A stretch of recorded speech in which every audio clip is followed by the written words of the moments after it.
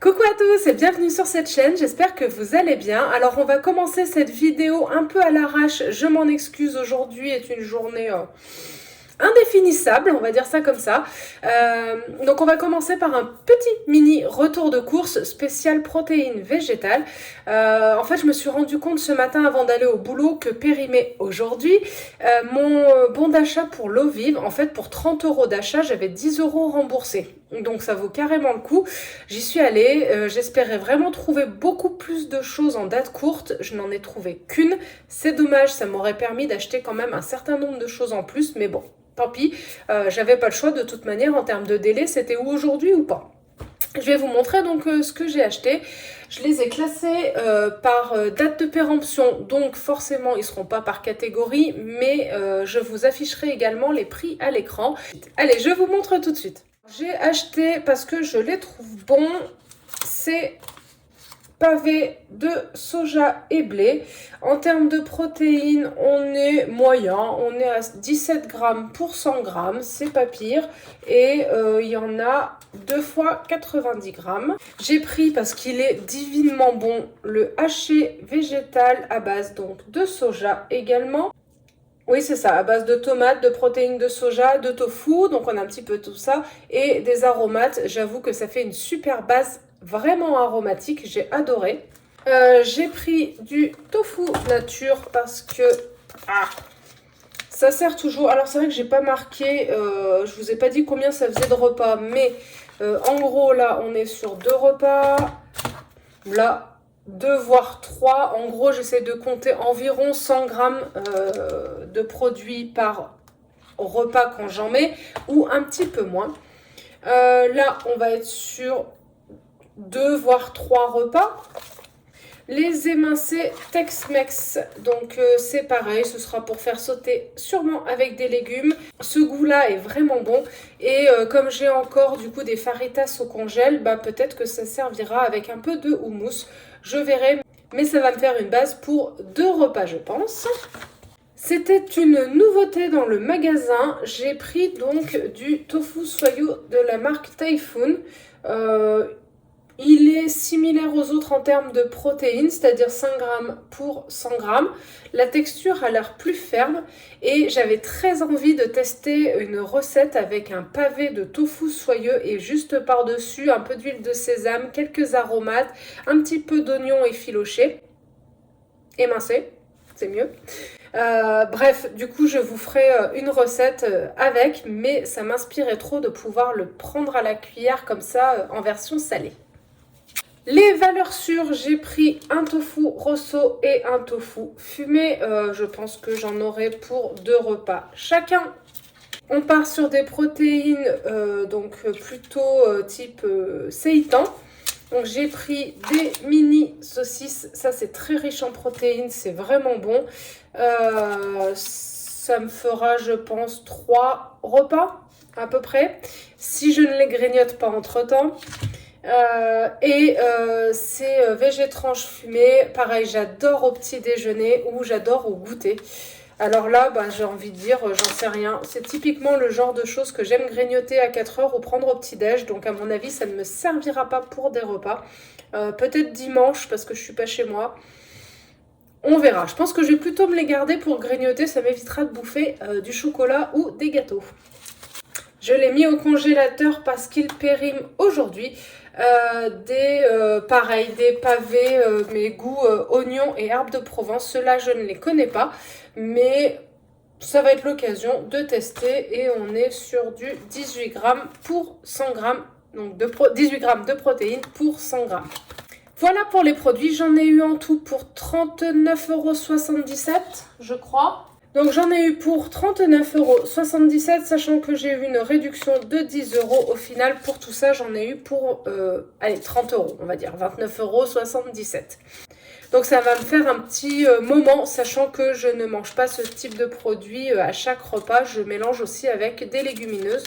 Donc je pense que j'en ai pour peut-être 3 semaines. Allez, on va dire en tout, ça devrait me tenir les 3 semaines. Plus une semaine blanche. On va dire qu'avec 30 €, je suis partie pour le mois. C'est pas gagné, mais on verra. Et je me rends compte que j'ai oublié le riz de mon homme.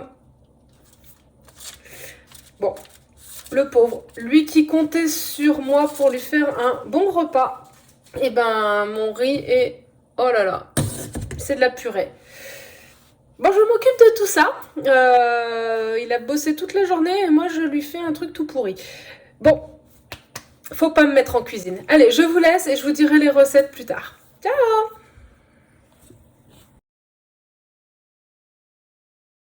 Alors du coup, vous avez vu, pendant ce retour de course, on a à peu près 2 voire 3 catégories de produits.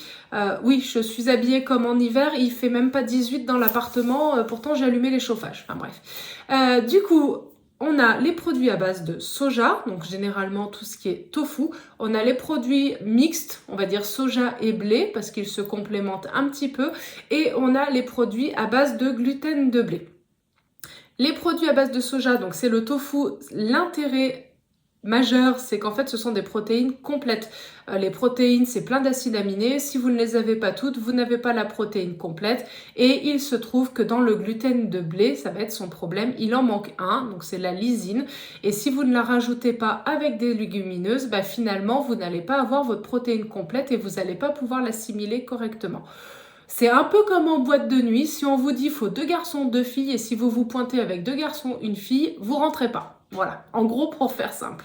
Donc du coup c'est l'avantage du soja. Après il est pas mal remis en question par rapport aux cancers hormonaux, etc.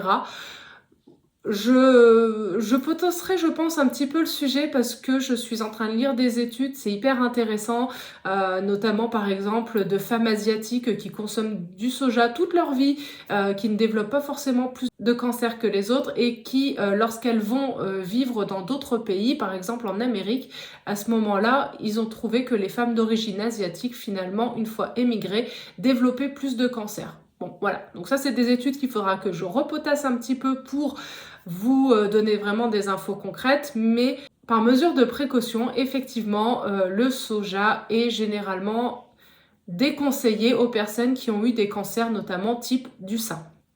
Sinon, mis à part ça, c'est quand même effectivement un produit qui est hyper intéressant sur le plan nutritif, qui apporte beaucoup de protéines, très peu de lipides et donc les protéines sont complètes, donc ça c'est pas mal. Et il y a des fibres aussi. La transformation du soja, c'est un petit peu comme faire du fromage. Voilà, vous allez prendre une matière première que vous allez faire cailler et qui va finalement donc coaguler, que vous allez presser et qui va finir par obtenir la forme des petits blocs de tofu que vous connaissez. Donc la matière première, bah, c'est les graines de soja qu'on va laisser gonfler dans de l'eau pendant plusieurs heures, voire peut-être plusieurs jours. Elles vont doubler de volume. Une fois que c'est fait, on va tout broyer ensemble et on va obtenir une espèce de pâte qu'on va faire bouillir. Une fois que c'est bien bouilli, on va filtrer tout ça et on va séparer la matière du petit lait et c'est ce petit lait qu'on va faire cailler en rajoutant 2 produits, souvent donc du nijari qui est issu de la mer, alors je ne sais pas exactement le détail, et on a le sulfate de calcium qui est issu de minerais de pierre calcaire. Voilà, donc c'est ces 2 choses-là qui font qu'on va obtenir du tofu coagulé et après il peut également être fermenté. Mais là, c'est un autre procédé qui se rajoute. Il peut être fumé, il peut être aromatisé, mais en tout cas, pour le tofu nature, c'est ça. Et c'est le produit fini. Donc, on ne peut pas appeler ça un produit qui soit vraiment trop transformé, dans le sens où vous pouvez le faire à la maison, vous pouvez utiliser vous-même. C'est des produits accessibles que vous pouvez donc reproduire chez vous. Pour ce qui est du sétan, et ben en fait on va partir effectivement du gluten de blé. Alors c'est vrai que l'avantage c'est que vous pouvez leur donner la forme que vous voulez. C'est pour ça que vous les trouvez soit sous forme de tranches parce que ce sont donc des gros blocs denses qui ont été découpés, soit ils ont été roulés sous la forme de boudin ou de saucisse et du coup c'est l'avantage de ce sétan, c'est que vous pouvez vraiment lui donner toutes les formes et les textures que vous voulez en fonction des cuissons, des aromates que vous mettez, du temps où vous le malaxez. Et de la même manière, le sétan, c'est quelque chose que vous pouvez reproduire chez vous. Et d'ailleurs, je ne l'ai jamais fait, mais je vous le conseille vivement, car ce sera vraiment, vraiment moins onéreux. L'idée, c'est de prendre de la farine, donc supérieure à 12 grammes de protéines pour 100 grammes. Si vous prenez moins, ça ne marchera pas. Et vous allez prendre cette farine, vous allez faire une sorte de pâte. Cette pâte, vous la laissez reposer et une fois qu'elle est reposée, vous la trempez dans de l'eau et vous allez la malaxer jusqu'à ce que vous fassiez sortir le maximum d'amidon. ainsi que le son de blé. Alors voilà, tout va être une question de dosage. Vous avez la chaîne de Mûres et Noisettes qui présente comment faire du séitan maison. Il y en a plein d'autres, mais c'est celle que je connais et qui est la plus véhiculée, donc je vous en parle. Et vous allez laver plusieurs fois. Vous allez ou pas jeter l'eau de cuisson parce que vous pouvez la réutiliser également après dans des préparations du fait de sa richesse en amidon. Et donc cette préparation que vous obtenez, vous allez la faire cuire mais lentement dans un bouillon aromatisé et vous pouvez également mettre d'ailleurs dans la préparation de départ pas mal de goût, d'aromates, enfin tout ce que vous aimez, ce qui vous permet de varier un petit peu les plaisirs. On va obtenir du coup des textures complètement différentes entre le tofu et le seitan. Je vais vous mettre un petit tableau à la fin. Et d'ailleurs, la question du jour, de la fin de la vidéo, ce sera, vous êtes plutôt team tofu, seitan, les deux ou autre. C'est vrai qu'il y a aussi du tempeh, enfin bon, il en existe tout un tas. Un peu quelles sont vos sources de protéines végétales, ça m'intéresse. Le seitan, vraiment, pour finir là-dessus, très... Oh, mais ça fait 5 fois que je recommence déjà. Le seitan, ce qu'il va falloir prendre en compte, c'est que quand vous le faites cuire, il va falloir le faire cuire longuement et surtout pas à gros bouillon parce qu'en fait, il va être très caoutchouteux si vous le faites cuire dans de l'eau en ébullition. C'est vraiment à température un petit peu basse et un petit peu longtemps. Voilà, mais je vous dis, allez chercher des vidéos sur internet, vous aurez tout le détail.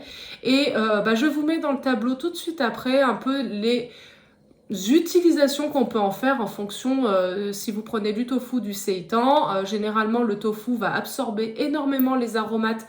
Donc c'est bien pratique dans les plats à base de sauce, donc ça va absorber les goûts, et tandis que le seitan, ça va être sympa de le faire sauter parce qu'il va pouvoir un petit peu avoir un aspect croustillant à l'extérieur et moelleux à l'intérieur. Voilà, bah écoutez, c'était pour vous donner 2-3 petites infos. En attendant, je vous souhaite une très belle soirée, un bon week-end et à très vite. Bye bye!